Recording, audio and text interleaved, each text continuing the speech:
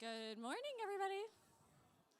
If you haven't done so already, go ahead and find a seat, and we're going to go ahead and get started.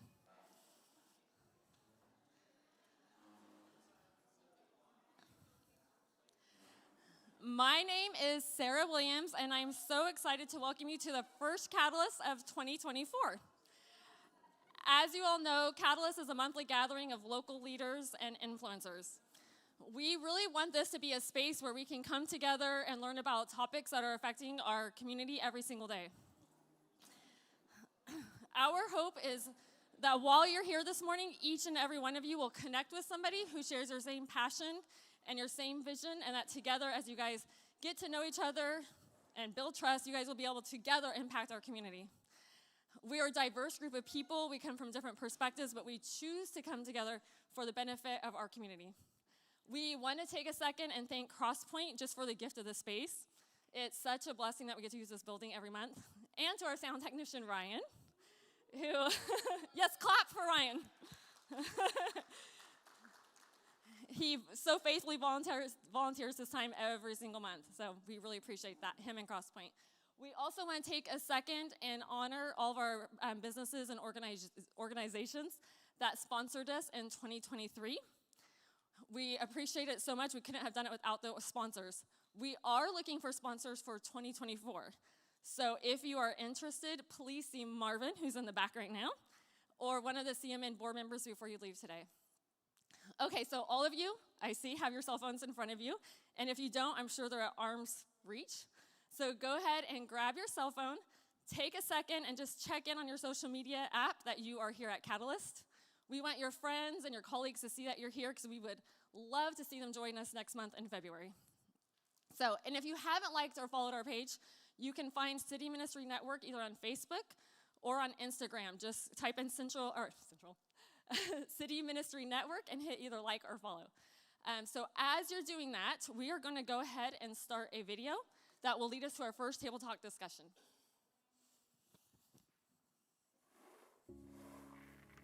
These are roughly 28,835 jelly beans. I counted out 500 of them and used those to weigh the rest. In this pile, there's one jelly bean for each day that the average American will live. You might have more beans in your life, or maybe less, but on average, this is the time we have. Here's a single bean. It's your very first day. A special day, but kind of a rough day on everyone involved. Add 364 more and you have the first year of your life. Now, for a sense of scale, here are your first 15 years, 5,475 days, which brings us to the threshold of adulthood. And at that moment, this is the time that we have left. And this is, on average, what we will do with all that time. We will be asleep for a total of 8,477 days. If we're lucky, some of that time we'll be sleeping next to someone we love. We will be in the process of eating, drinking, or preparing food for 1,635 days. We'll be at work, hopefully doing something satisfying, for the equivalent of 3,202 of those days. 1,099 days will be spent commuting or traveling from one place to another, maybe a little bit more if you live in LA. On average, we will watch television in one form or another for a total of 2,676 days. Household activities, like chores and tending to our pets and shopping, will take another 1,576 days. And we will care for the needs and well-being of others, our friends and family, for 564 days. We'll spend 671 days bathing, grooming, and doing all other bathroom-related activities. And another 720 days will go to community activities, like religious and civic duties, charities, and taking classes. After we remove all those beans, this is what remains. This is the time that we have left.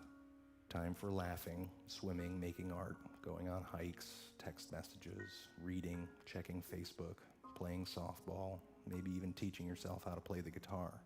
So what are you going to do with this time? How much of it do you think you've already used up? If you only had half of it, what would you do differently? What about half of that? How much time have you already spent worrying instead of doing something that you love? What if you just had one more day? What are you going to do today?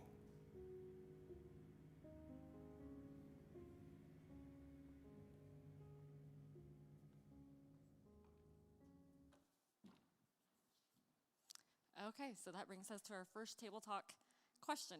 So the question is, in 2024, what life-giving activity would you like to spend more time doing? And which life-giving people do you want to spend more time with this year in 2024? So go ahead and discuss at your table and try to give everybody a chance to respond. Okay, hope everybody enjoyed their table time. Helping us this morning nurture a culture of creativity is Chris McPherson. Stanislaus County born and raised, Davis High graduate, also Davis alumni. He is a 19-year cast member with Walt Disney Company, facilitating leadership development sessions for Disney University. Also, he currently leads Downey High School's Performing Arts Department. So let's welcome up to our Catalyst stage, Chris McPherson. All right. Thank you, Sarah. Thank you, Chris. Good morning, everybody. All right, well, thank you for inviting me today. I really appreciate it. It's good to be back here at Catalyst. And for the next few minutes, I want to unpack a little bit of this concept of nurturing a culture of creativity. So nurturing, right, defined as to help or to encourage the development of something or someone. And then creativity, defined as the tendency to generate or recognize ideas, alternates, possibilities that may be useful in problem solving and communicating with others. But what about culture? Right? What about culture? You know, culture goes deeper than it's casual Friday, so we wear jeans. It goes way deeper than that. Culture represents the living persona of a company. There's no single definitive definition, but culture is about shared norms and values and attitudes and practices that form the collective identity of your company and the place that you work. It's the invisible glue that binds the teams and sets the stage for the narratives that your employees do every day, and allows you as an employee or you as a leader to move them from good to great. You know, company culture is a collection of, it's unwritten, right? It's unwritten norms and beliefs and attitudes that shape how things are done within your organization when there isn't a leader present to make a decision or there's no written policy about. Nurturing a culture of creativity can be defined as encouraging the development of tendencies to generate or recognize ideas in an environment where thinking outside the box is the norm, and it's done without hesitation. You know, as I look at my career, different careers that I've had, and I look at the different cultures that I've been a part of. One, I call it the market culture. This is the culture that's high pressure, and it's focused on output and focused on goal attainment. And then you have a hierarchy culture. Right? This is a culture that is highly structured, and it must be followed, right? The processes and procedures, they must be followed. And then you have what I call a creative culture, and this is a culture that's consistently innovative. It's very team-focused, and it's always fast-moving. I think all these cultures have a place in business, but ultimately, it comes down to what drives your culture. In a creative culture that I've experienced, I see people engaged. They're committed. They're excited to come to work. They're excited because they know that they can contribute and their work matters, and they're encouraged and exhorted to do so. See, folks, culture changes behavior, which impacts results. Let me say that again. The culture changes behavior, and then that behavior impacts results. You know, impressed by the beauty of the real Matterhorn, Walt Disney grabbed a postcard of the mountain from a souvenir stand, and he sent it back to his Imagineer, Vic Green. And it said this: Vic, build this, Walt. That's all it said. And so this ended up in a structure of 1/100th of the scale of the real Matterhorn that now sits in Disneyland down in Anaheim, California. It's 147 feet tall. And inside of it is a roller coaster that simulates going down the Matterhorn on a bobsled. Now, the Matterhorn was the first e-ticket ride at Disneyland, built in 1959. It was built with just a shell, with just a mountain, but the inside was hollowed. However, it needed to be plussed. It needed to feel more like I'm actually going down the Matterhorn in a bobsled. And so we call that plussing. And so in 1978, two things were added to the Matterhorn. The inside caverns and caves were added so you can go on this adventure of the unknown. And the second thing that was added was a Yeti named Harold. So Harold took residence in the Matterhorn.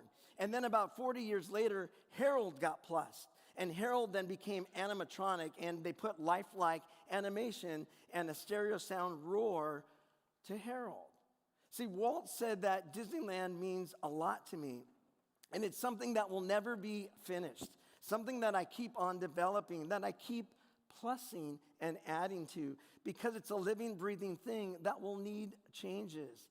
So Walt coined this phrase of plussing, and I think it's very unique to keep adding to. See, he celebrated what was accomplished, and then he would encourage his workers to find ways to plus it, to ensure that the guest would be engaged and that it could be the best it could be. And the other thing about plussing is that it keeps creativity, the tendency to generate ideas, alive within his team. And by pushing his team to this next level of thinking, it gave Disney early on the edge, which continues today. Folks, the difference between ordinary and extraordinary is the extra. It's the extra. So as I share a few insights of my journey today, I hope that you can walk away with a few extras. In the area of your influence, let me ask you a question. Have you become best friends with status quo? Have you become best friends with the status quo? So you may be thinking, oh, hey, McPherson, man, my status quo is good. Well, it should be because you're amazing people, right? But one thing I've come to realize is that the enemy of great is good or good enough. And companies and leaders who are at the top of their game didn't fall there because they were good. They continually plussed their status quo with a culture of creativity. A culture of creativity begins with leadership. And leadership that is continually nurturing a culture and embodies these three things: curiosity, courage, and collaboration. So the first thing is curiosity. See, it's folks, it's not what you look at that matters, it's what you see. And a key difference from those who are good at what they do and great at what they do is what they look at and that they can see beyond the immediate. See, greatness is what happens when you relentlessly and continuously pursue curiosity. So what is curiosity? See, curiosity, I feel like curiosity is poking and prodding with a purpose. For when you know your why, your what has greater impact. And your curiosity keeps pushing you towards your purpose. When nurturing a creative culture, you'll either hear the curiosity voice call and say, go, go, go, and then you jump, right, and you leap into the unknown. Or you hear the voice of curiosity call and you're like, yeah, I'm good, right? And you ignore it. Why? Because I think a lot of times we've trained ourselves to silence it, and I'm just going to stay in my lane at work. I'm just going to stay in my lane. I'm going to stay in my lane, right? Why? Maybe it's from previous experiences, previous failures. Maybe it's because how you've been led or how you're being led. You're like, I'm going to stay in my lane. And we feel like when we go outside of our lane, there's going to be a negative response or a negative result. And so when we do that, folks, we put limits on our leadership influence, and we avoid curiosity, which hinders creativity. It hinders the creativity of your and your teams, rather than nurturing it. You know, I love this quote by E.E. Cummings. It says, once we believe in ourselves, we can risk curiosity, wonder, spontaneous delight, or any experience that reveals the human spirit. The human spirit is about adventure. It's about pioneering. Don't settle for the status quo because of past hindrances. Know who you are and know who you're not. Know your why. And when you understand your why as a leader, your curiosity, folks, it has so much freedom. because your motive is clear. It's honest, and it's focused, and it's purposeful. So I want to challenge your team with asking why not. Not just why, but why not? You know, I love this.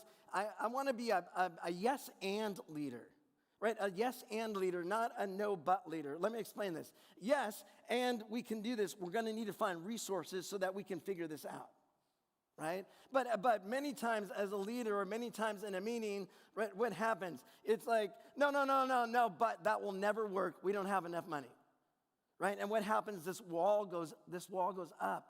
Nurturers of a creative culture are intentional in how they answer. You see, answering with a yes and means thinking in another new dimension and when you answer with a no, but, you put up a big, ugly thing. Are y'all with me? And so it's so important that you, in your meetings, you as a leader, you in business, you are intentional with your words. And it really is about how we respond. How we respond gives others the freedom to be curious. And it builds the tendencies to generate new ideas, which is what we call creativity. And let me just stop here for a second. You think, oh, this guy works at Disney and is like parades and fireworks and all that. The creativity generated that, but a parade isn't creativity. It's what started before. Does it make sense? And so wherever you are at in your business or whatever you do, you can be creative because creativity, as we defined, it's what? It's the tendency to generate ideas, to help people, to help with communication. Folks, that's creativity. And curiosity is so important because when you're curious, you create opportunities, and opportunities turn into possibilities. The more curious you are, the better you become at being curious. So it's simple. You have to be curious to become curious. You know, this quote from Walt said, we keep moving forward, opening up new doors and doing new things because we're curious. And curiosity keeps us leading down new paths. You know, as I think of looking back at Walt, his curiosity built a company that is now celebrating 100 years that's really impacted a lot of lives, a lot of family memories. And one man's curiosity of poking and prodding with a purpose turned the impossible into possible. So my question for you is, will you increase your curiosity to nurture your creative culture so that the seemingly impossible becomes possible? Second thing is this, is courage. It takes courage to empower, to nurture a creative culture. You know, what's funny is Walt Disney was fired from the Kansas City Star newspaper in 1919 because his editor said he lacked imagination and had no good ideas. Later on, he was rejected by bankers multiple times because they thought this idea of a mouse was absurd. And the city of Anaheim initially rejected his proposal because they felt like Disneyland would draw people of low social status. Very interesting. See, nurturing a creative culture takes courage to continue. The ironic thing about being fired from the newspaper is that the Disney Company went on to purchase ABC in 1996, which at that time owned the Kansas City Star newspaper. Full circle is that the Kansas City Star newspaper then became a part of the Disney empire later on. The courage to continue, folks, paid off. The thing is that I believe most people fail to achieve their goals or their creativity desires because they quit too early. You have to be sold on what you're selling if you're going to sell it to somebody else. Because if not, when you face adversity, you believe it's the end of the game rather than halftime, and it's time to focus. When you know your why, you can push through any how. Let me say that again. When you know your why, you can push through any how. And that how may look like a failure. See, nurturing a creative culture takes courage to fail. I think a lot of times we shy away from that. Folks, nurturing a creative culture takes courage to fail. Brene Brown said, there's no innovation and creativity without failure, period. Let's go back to Disneyland opening day, July 17th, 1955. It was hot, over 100 degrees. Water fountains didn't work, so guests had to buy drinks. Why did water fountains work? Because there was a strike, and they had to choose between bathrooms or water fountains, and so Walt chose bathrooms. So there were no drinking fountains on this hot, hot day.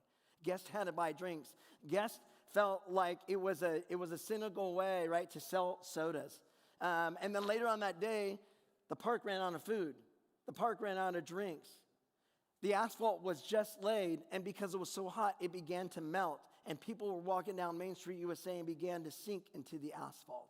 Because in 1955, ladies wore heels to the park. Failure. Epic failure. July 17th, 1955. Walt said later in his career, all the adversity I've had in my life, all my troubles and obstacles have strengthened me. You may not realize it when it happens, but a kick in the teeth may be the best thing in the world for you. Let me remind you, folks, what Helen Keller said. The bend in the road is not the end of the road unless you fail to make the turn. And I was thinking this morning that there may be some of you in this room this morning that you just may need to hear that. You may just need to hear the words, make the turn. Make the turn. Courage to continue, courage to fail, and courage to choose. Folks, always do things right, but never lose sight of doing the right thing. Making decisions when policies and procedures are in place, it's easy to do. It's when you have to make a decision that goes against the status quo or goes against popular opinion. Nurturing a creative culture takes courage to choose. Choose to lead fearlessly, not recklessly. Choose to lead fearlessly. Choose to figure out how you're going to build tendencies to generate and recognize ideas, which we defined as creativity. To lead a team creatively, we must choose to lose our fear of being wrong. Let me say that again. To lead a team creatively and to be in a team creatively, you have to lose your fear of being wrong. See, folks, fear paralyzes and it kills creativity. If you're not okay that you may be wrong or that you may have an idea that will fail, you'll never come up with anything original because you're scared. Nurturing a creative culture requires that we must be greater than me. We always has to be greater than me. In a healthy creative culture, being wrong is acceptable, but staying wrong is unacceptable. Acknowledge your mistakes. Acknowledge your faults. Acknowledge it to your team. You know, many moments, I think in time, there's many moments that we stay wrong because we hold on to our agenda. I know what I want, right? We stay wrong. We hold on our agenda, and we're not in the moment. We're not in the moment. One thing that I came to realize quickly in my Disney leadership time, when there were things going on, whether it was running the organization, is that I saw the importance of being, as a leader, of being in the moment. Being in the moment with my team and surrendering my agenda. Because many times our agenda can blind us from the big picture. And when leading or working on a team, being in the moment means I have to be a detached observer. Being a detached observer. What does that mean? This means disconnect from the emotion of the moment. Right, you're leading a team and you're like, oh my gosh, why do they do this? Right, your inside voice is talking. You're like, right, and your emotions get all wound up. A detached observer steps away from the emotion of the moment and asks themselves, right, okay, what is the need at this particular moment?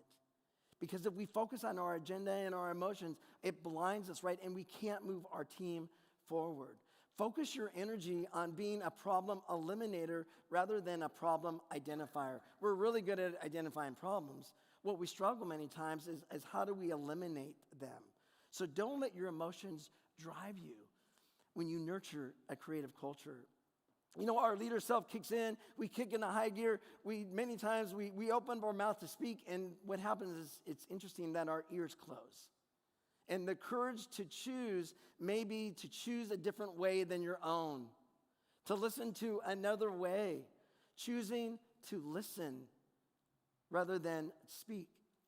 Winston Churchill said, "Courage is what it takes to stand up and speak. Courage is also what it takes to sit down and listen."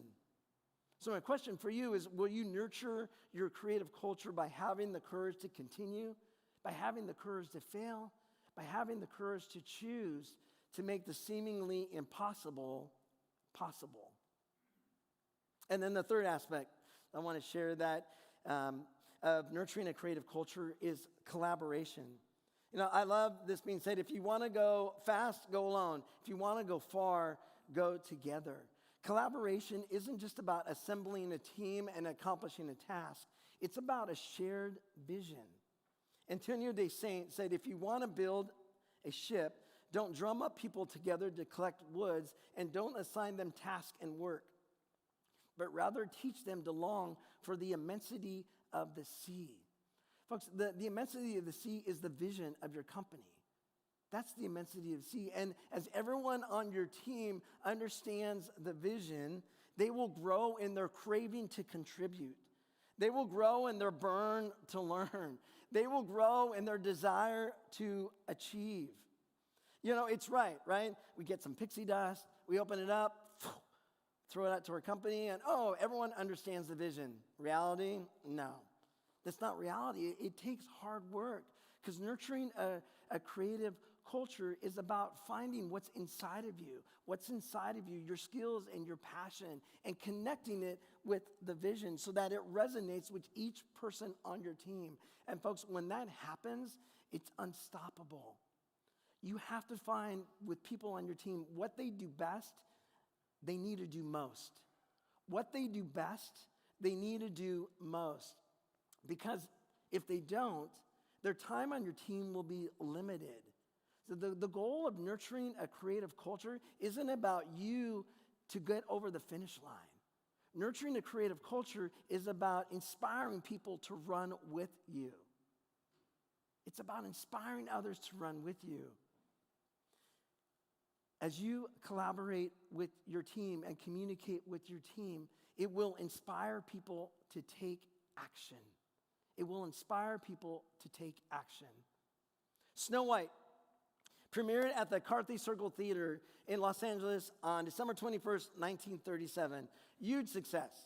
Ken Anderson, who was the art director for Snow White, he said Walt got them all in this room, and he began to paint a picture of them, a picture of the movie, a picture of each character. He gave them details. He communicated clearly in his words and created a vision, Ken said, that was even better and clearer than anything they could put up on the screen. Ken said they couldn't believe their ears. Snow White debuted in December 1937. Movie tickets averaged 17 cents. It grossed over $8.3 million when it was released in 1937.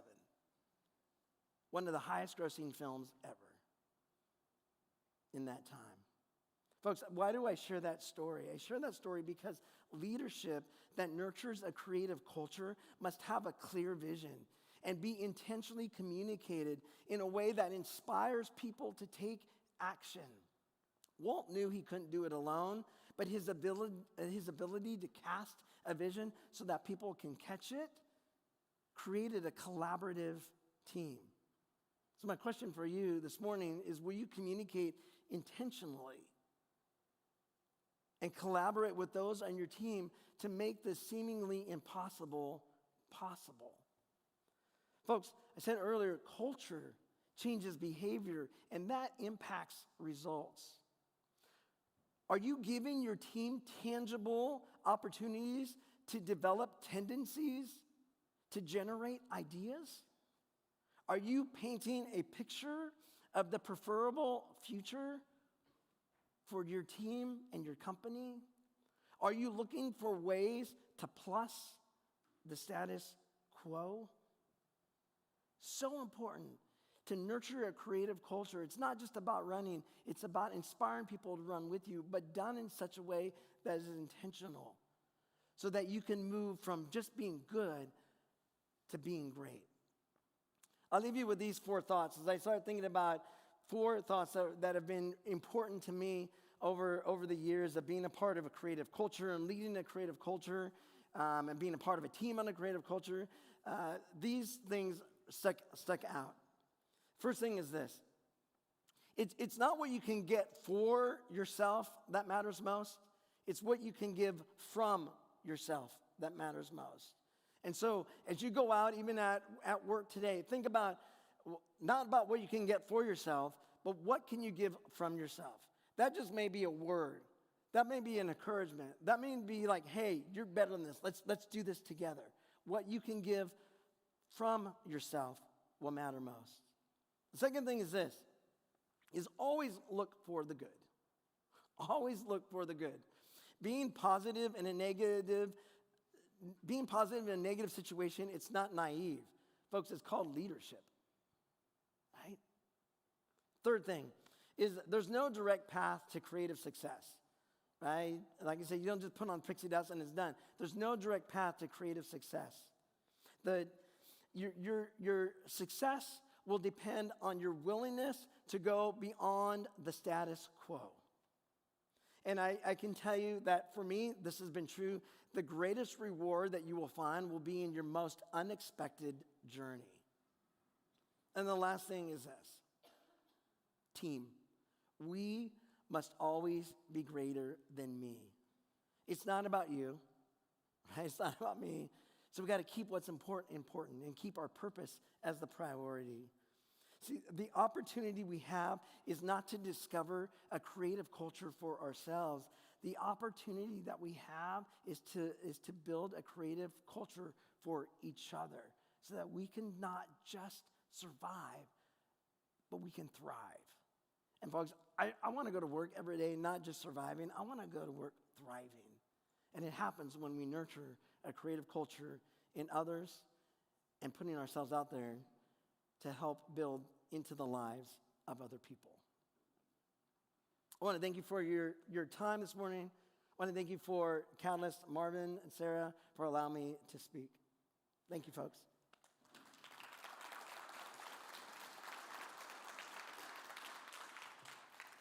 Thank you, Chris. You're welcome. And I know there were so many key points that I'll be digesting. I'm sure all of us will be digesting throughout the day. So thank you so much. You're welcome. That leads us to our next table talk. You have 2 different questions, so hopefully you can get to both of them. If you can't, that's fine. The first one, what can you do to inspire yourself and your colleagues to be more creative at work or in the community that you serve? The second one, what's one takeaway that you can apply for the coming weeks and share with someone close to you today? Okay, so go ahead and connect. Thank you, Chris.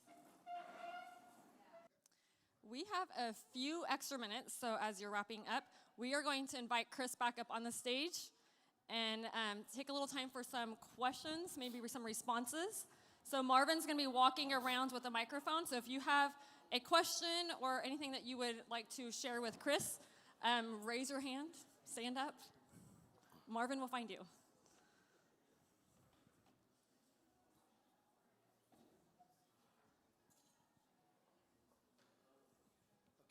Arturo's got a question right Okay. here. I'll hold the mic. A question? All right, a question. I guess, a lot of times I see when I'm at Legacy Alliance, I see a lot of problems, like they said, and we should be people that solve the problems, not just point them out, but it takes work. Like they say the dirt, the seed, and the water produces nothing through affirmation. You got to do the work, right? So instead of pointing it out, be a problem solver, not a problem complainer. Yeah, I totally agree with you, Arturo, that we get focused on the problem, right? And we forget about how do we move forward. I think too many times, like in teams that I've worked on, and we'll see the problem, and I realize that it's not necessarily, what I'm seeing is not necessarily the issue. And remember, I said earlier, it's not what you look at that matters, it's what you see. And so many times I think when we see a problem, especially if we're working with another employee or something, we just can't get past it, we're seeing the fruit. But it takes relationship so that I can dig down deep and find what's the root.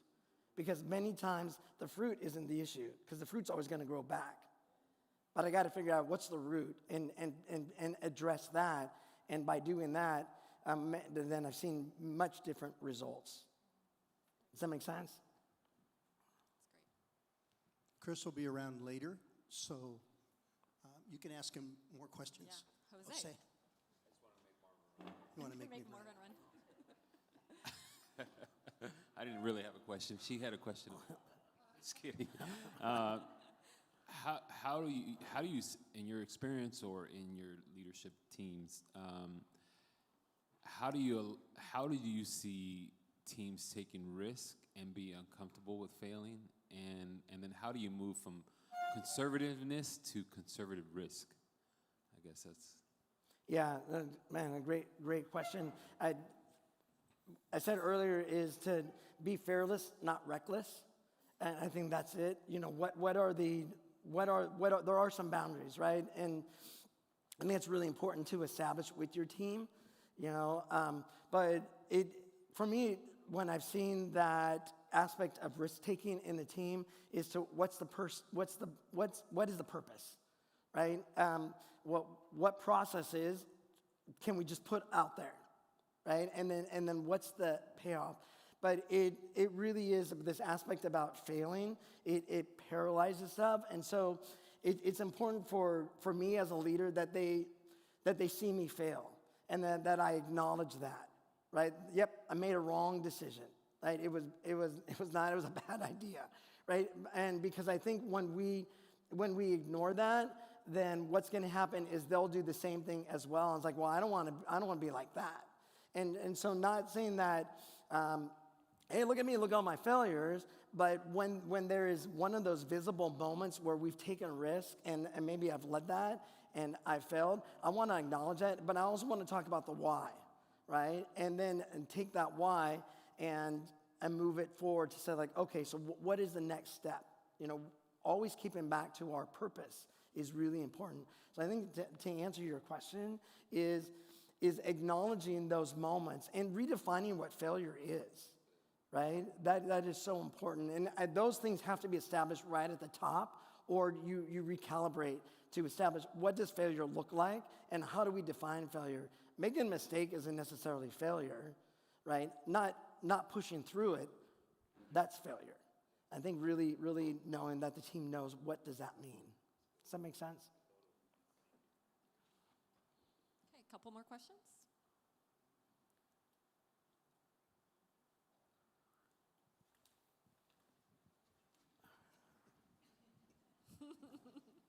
I know how to run. Hi, I'm Alex. I guess my question today would be, when you're the visionary and you're working on a team that maybe doesn't see your vision up front, and you said to create that space for people to develop their curiosity to follow their passions in a particular environment, how do you stay resilient in that process from your experience? Because at first you're the one who sees the vision and they don't. And yeah, they believe in you and they trust you and that's your role, but like how do you just stay persistent when they don't see what you see? And you're trying to cultivate that change and bring the team together and grow in those things. Yeah, really good. One, that resilience is key, right? Because if they start seeing you falter, I'm not talking about showing weakness, but if they see you falter, then they wonder do you really believe it? So that resilience is key. You know, the other aspect is something either I would step back for me and ask, is it me? Am I communicating in a way that they're not catching it? So maybe I need to recalibrate and communicate in such a way that they can catch it, right? And I think that's key to step back. The other thing because I've been in that situation where I have pulled some key players on both sides of the fence, ones that are with me and then ones that aren't, the ones that don't get it. and really ask them and get their perspective. Because I think a lot of times perspective, we have a perspective, but when they're standing from over here, they're like, it doesn't sound like that, right? So that's key as well. The third aspect is in time, in your resiliency, and whatever time may be, is having those conversations with those people that don't get it, that deep heart to heart, because perhaps your vision and your purpose does not resonate with them for some reason. They're not that that's bad, but maybe they're not in the right place to fulfill their own purpose. And for me as a leader, those are hard conversations because I want them on a team, but I also want them to be the best and favorite version of themselves, and that may be in another location. And so maybe my job is to help them get there. So I gave you kind of 3 aspects. One, to look at yourself, right? Am I communicating different? Get another perspective from those people on both sides, right? Not just, am I bad? No, you're doing great, right? Because you're going to get that, but get from both sides. And the third thing is, after whatever time is for you, is to have that deep heart conversation that they know you want the best for them, and is this the right place for you to achieve your vision for yourself? That's awesome. Thank you so much, Chris. Another round of applause for Chris. You're welcome. for his Thank you, time folks. today. Invite Carlos up.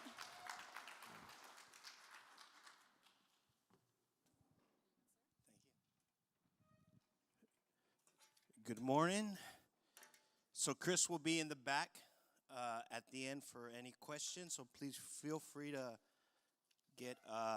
spend some time with him at the end. My name is Carlos. I work for City Ministry Network, and I have the privilege of sharing the announcements and just closing up our morning. And I just want to tell you, a few weeks ago, we were around a table, we were having a discussion, and Marvin shared these words with us. He said, "As they get darker, you shine brighter. As they get darker, you shine brighter." And the context of this is, as you see around you people in positions maybe of leadership, or even your family members, especially in the holidays, amen, understand that we have the opportunity as leaders, as influencers, as people who impact lives, to continue to shine. Now, when he shared these words, one of the things that got me thinking is, there's just so many things I do not have control over. Anybody agree with that this morning? There's just so many things we don't have control over. But what we do have control over is how we respond. What we do have control over is, what are we going to bring to the situation? So as we continue to lead, and as we continue to impact, and as we continue to live our day-to-day life as leaders, as husbands, as wives, as parents, as friends, as whatever situation we are in, we can look around us and be like, wow, there's just so much stuff going on. There's just so much uncertainty. There's just so much we don't know. Well, we can make a decision, and I believe there's people in this room who have decided this already in their heart, but I just want to remind you, as things get darker, you shine brighter. As things get more complicated, as things get harder, may we continue to shine, even in the midst of so much pain, even in the midst of so much going on. So with that in mind, remember that we have created this space, which we call Catalyst, to not just give you a bunch of information. We're thankful for the information, and it's great to hear all the great things that's happening in our community. Anybody agree with me? But it's also a space for us to come together, to collaborate. I think we just heard a talk about collaboration. Anybody heard that part? And we make this space for us to come together and collaborate. So we believe collaboration happens around the table, but we also believe that collaboration happens when you meet somebody for coffee, when you meet somebody for tea, if that's your thing, if you have lunch together with somebody. So we're going to encourage you, schedule a time with somebody here and somebody you met today and just hear their story. Be curious about who they are. Be curious about their story. Also share with one person, one of the things that you learned today as we heard the talk today. So just a reminder, the collaboration does not finish here. Schedule some time with somebody in this room, somebody you don't know, somebody you've never met before, and just hear their story and share your story. I also have to remind you, See It City Ministry Network, we're a 501c3, so if you want to consider being generous and supporting the work of Catalyst, on your tables, there's a table tent. You can scan the QR code and give to us. So we do have a few announcements. First, we have the ACE training. This conference is going to be in February in Merced. We have more information in the back, so please feel free to head to the back, grab more information. I think the organizer is here, if I'm not mistaken. There he is. All right, so please talk to him if you want more information for ACE conference. We also have the faith-based conference coming up next month, February 15th. I'm going to ask Marvin, who is stealthily running to us, to share with us a little bit more about the faith-based conference. So statewide, we were asked to put together a local, and candidly, statewide, a workshop conference, one-day conference only, on how communities of faith can impact their community. And we spent a lot of years impacting, so we think that we have some things to say. In fact, somebody says that we think we have some things to say. So there's a date right there. I'd love to have all of you come, whether you're a person of faith or not, or whatever faith you are part of. You're welcome to come and just hear. You'll have a chance to collaborate and talk around the tables, just in a lot of ways, just like we do here, of listening to each other, learning from each other, as well as learning some best practices from around the state of different groups. And so I want to encourage you, if you can make it, please be a part with us, and then go back to your communities, whatever they might be, and impact them too. So the QR code is on the screen. Love to have you there. You'll be hearing some from me, some of you personally. So thank you. That's what I'm going to let you. Thank you, Marvin. We also have March 9th. Please save the date for I believe this is our 3rd annual crab feed. I knew. Hey, I just need to tell you, I need to brag. I have a friend named John Torres who's in the back. Hey, what's up, John? You just heard him. Him and his wife do a great job at organizing this event. So please, smart man. So Saturday, March 9th, please save the date so you could join us for our 3rd annual crab feed. We also have one more announcement, I believe. Thank you. February 24th, Evening of Black Joy, led by Stan YEP. Akia, where is Akia? She's going to be coming up here. Actually, Akia, you can start making your way up. It's pretty early, right? So remember that show, Akia, come on down. No, wrong show. So February 24th, please, there's information. And also next month, February 1st. February 1st is a very important date for me because it was the date I was born. So February 1st, Akia is going to be sharing youth empowerment program. So I just asked her to come and please give us a preview of what's to come for next month. Hello, good morning, everyone. February is also a important month for me because I was born that month too. But yes, so next month I'm excited to share some time and space with you all. As you know, it is Black History Month. So we are going to be taking some time to share discussion and really just honor the past, but also see how we can inspire the future and really look at some of the philosophies from one of the most prominent leaders in U.S. history, Dr. Martin Luther King Jr. He had some really important faith-based, but also political philosophy that he devised, which were these principles that really helped us understand how to manifest a beloved community. So we're going to be talking amongst each other and really understanding who do we need to be, what do we need to do, and what can we accomplish to really inspire that beloved community here in Stanislaus County. So we'll also share a little bit more information about our Evening of Black Joy that our organization, the Youth Empowerment Program, is hosting on February 24th. So we're excited to share that. Malia Burt, I don't know if she's here, but she may come up and share a bit about that event. And yeah, we'll just share discussion with one another and spend some quality time. So I hope to see you all here next month on February 1st. Yeah, Kia. Thank you, Akia. So we are ending a few minutes early, so I'm going to encourage you as we close out, please just connect with people. There's more information on the back on upcoming events, and just continue to have a great day. So let me pray. Lord, thank you for your goodness. Thank you for your mercies, and thank you for your blessings upon us. I pray you continue to guide us, and you continue to help us shine your light in the midst of the darkness. In your name I pray. Amen. Have a great day. Thank you, everybody. We'll see you next month.